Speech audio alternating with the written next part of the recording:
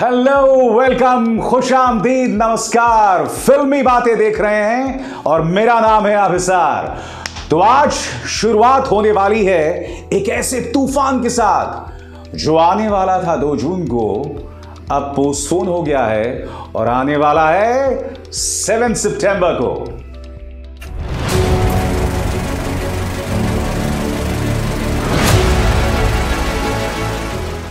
फिल्मी बातें विद अभिसार।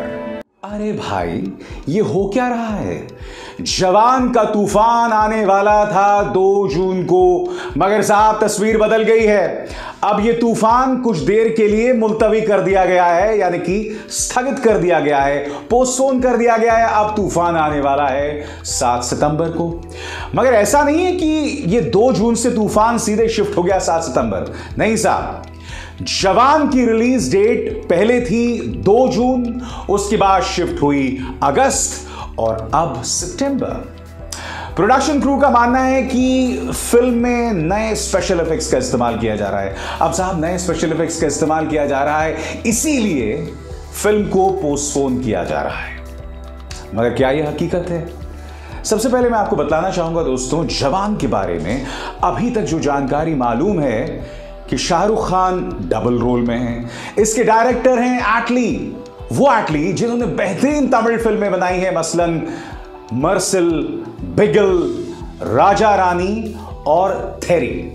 और इन लगभग सभी फिल्म्स में साउथ के सुपरस्टार विजय रहे हैं।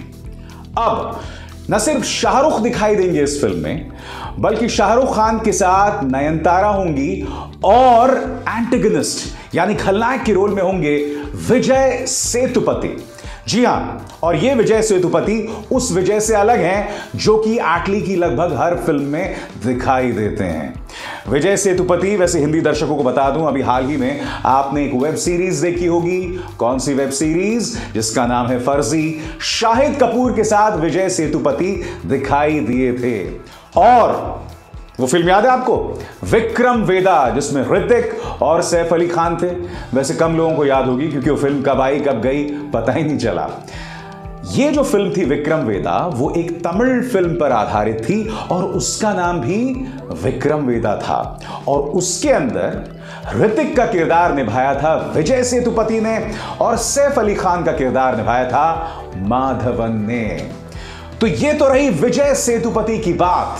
मगर आइए दोस्तों, फिर से बात करते हैं कि आखिर क्यों बार बार जवान को पोस्टपोन किया जा रहा है। जवान के बारे में हम ये भी जानते हैं कि जवान एक रिवेंज ड्रामा है। अगर आप विकिपीडिया पे जाएंगे तो आप पाएंगे कि उसमें यह लिखा है कि एक व्यक्ति जिसके साथ सिस्टम ज्यादती करता है, वो पलटवार करता है और अपना बदला लेता है। और शाहरुख इसमें डबल रोल में है, यानी कि एक नहीं दो शाहरुख दिखाई देने वाले हैं। इसको डायरेक्ट कर रहे हैं एटली, जैसे कि मैंने बताया। मगर दिलचस्प बात यह है कि इसे लिखा भी एटली ने।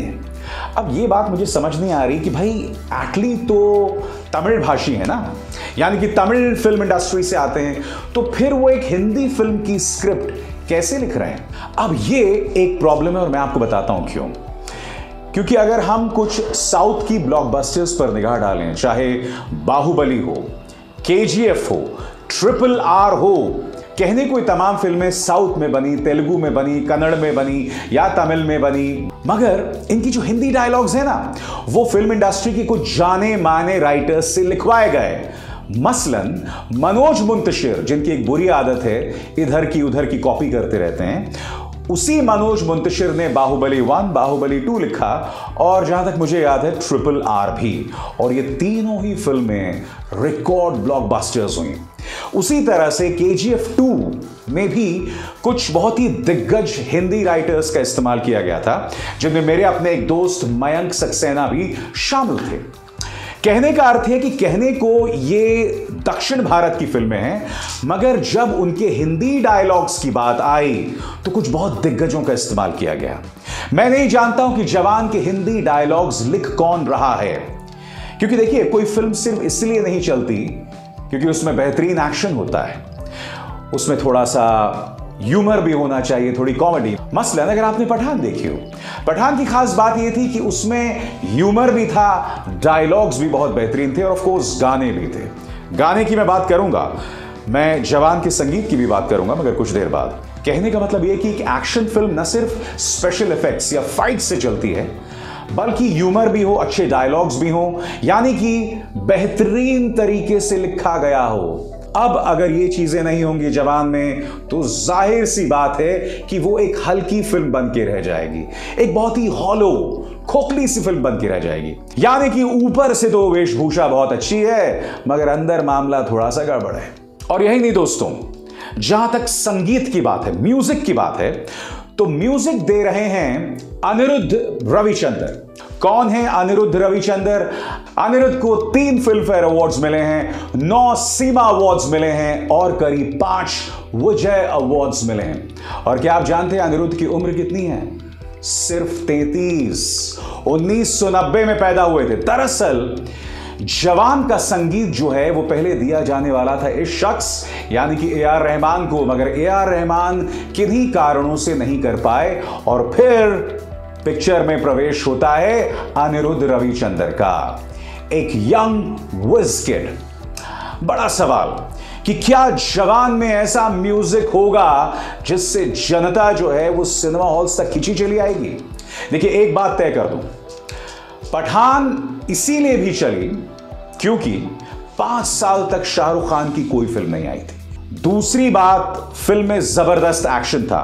तीसरी बात, बॉयकॉट गैंग का भी एक छोटा मोटा रोल था क्योंकि उन्होंने इतनी जबरदस्त पब्लिसिटी कर दी कि जनता खिंची चली आई सिनेमा हॉल्स में।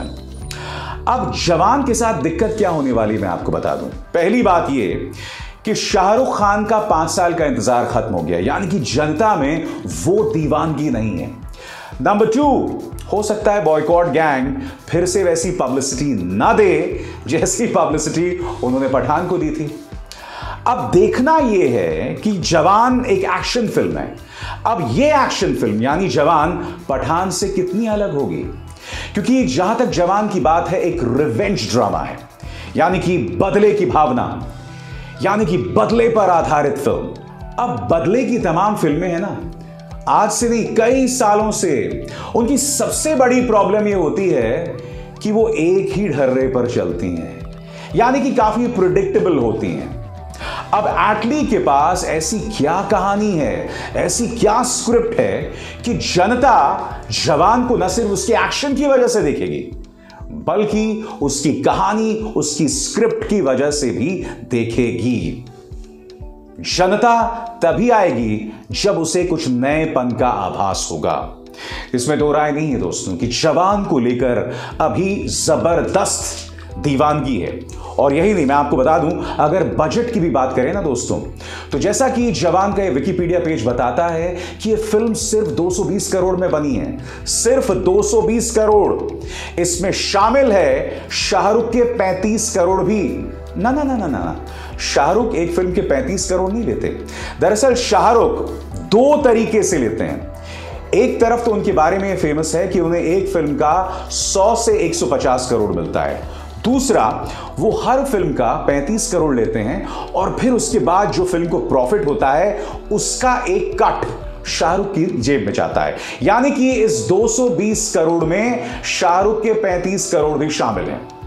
तो 220 करोड़ में बनी है, ये ना भूलें। पठान बनी थी 250 करोड़ में और उसने आखिरकार दुनिया भर में कमाए थे करीब 1100 करोड़, यानी कि 1000 करोड़ से भी ज्यादा। क्या जवान ये रिकॉर्ड तोड़ पाएगी?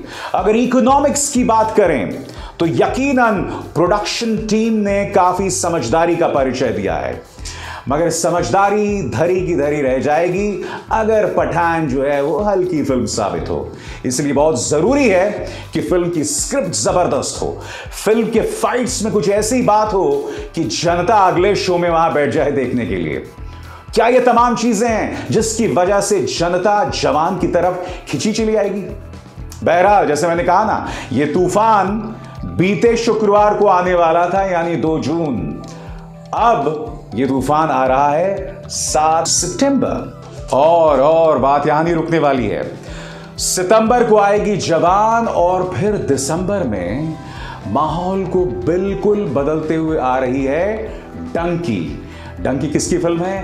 राजकुमार हिरानी, वो शख्स जिसने मुन्ना भाई एमबीबीएस, लगे रहो मुन्ना भाई, पीके जैसी न जाने कितनी हिट फिल्म्स दी हैं, एंड ऑफ कोर्स संजू, क्योंकि संजू का भी निर्देशन राजकुमार हिरानी ने किया है। तो क्या वो जादू जो राजकुमार हिरानी ने संजय दत्त के साथ या रणबीर कपूर के साथ किया था, उसे वो शाहरुख खान के साथ डंकी में दोहरा पाएंगे? एक बात तय है दोस्तों, ये साल जो है ना वो शाहरुख खान का होने वाला है, क्योंकि जवान को लेकर जो एडवांस बुकिंग होने वाली है, उसी एडवांस बुकिंग में फिल्म अपनी पूरी लागत जो है वो कमा लेने वाली है। अब उसके बाद जो एडिशनल कमाई होगी उससे तय होगा कि फिल्म हिट है, सुपर हिट है, ब्लॉकबस्टर है या फिर ऑल टाइम ब्लॉकबस्टर है। और अगर जवान भी हिट हो गई तो आप अंदाजा नहीं लगा सकते हैं दोस्तों कि राजकुमार हिरानी की डंकी को लेकर किस तरह की ओपनिंग मिलने वाली है। और ये ना भूलें, बीच में शाहरुख जुगलबंदी करने वाले हैं टाइगर 3 में अपने दोस्त सलमान खान के साथ। तो इस साल शाहरुख एक नहीं, दो नहीं, बल्कि चार ब्लॉकबस्टर्स में दिखाई देने वाले हैं। और एक तरह से कहा जा सकता है दोस्तों, 5 साल पहले शाहरुख खान के बारे में कहा गया था कि वो खत्म हो गए, फिनिश हो गए, क्योंकि उनकी सारी फिल्में एक के बाद एक फ्लॉप होती गई। एक तरह से कहा जा सकता है कि चेन्नई एक्सप्रेस के बाद उन्होंने कोई भी ब्लॉकबस्टर हिट नहीं दी। हैप्पी न्यू ईयर आई थी मगर वो एमी फिल्म थी। तो चेन्नई एक्सप्रेस के बाद यह कहा जाने वाला था कि शाहरुख खान का खेल खत्म। अब हम साल 2023 में हैं। 15 जनवरी को पहले से ही रिलीज हो चुकी है पठान, जिसने तमाम रिकॉर्ड्स तोड़ दिए। जवान के बारे में प्री रिलीज रिपोर्ट्स बहुत जबरदस्त बताई जा रही हैं, और साल के अंत में डंकी। अगर ये तीनों फिल्में ब्लॉकबस्टर हो गई तो मैं दावे के साथ कह सकता हूं कि शाहरुख खान के पूरे फिल्मी करियर का यह साल यानी 2023 सबसे जबरदस्त साल होने वाला है। मगर मुद्दा सिर्फ शाहरुख का नहीं है दोस्तों। फिल्में अगर चलेंगी तो फिल्म इंडस्ट्री दुरुस्त होगी, फिल्म इंडस्ट्री दुरुस्त होगी तो देश की इकोनॉमी अच्छी होगी, इकोनॉमी अच्छी होगी तो देश का परचम ऊंचा जाएगा। इसीलिए बहुत जरूरी है कि आने वाली फिल्में बेहतरीन हो और सभी बेहतरीन फिल्में अच्छा बिजनेस करें। अभिसार शर्मा को दीजिए इजाजत। नमस्कार।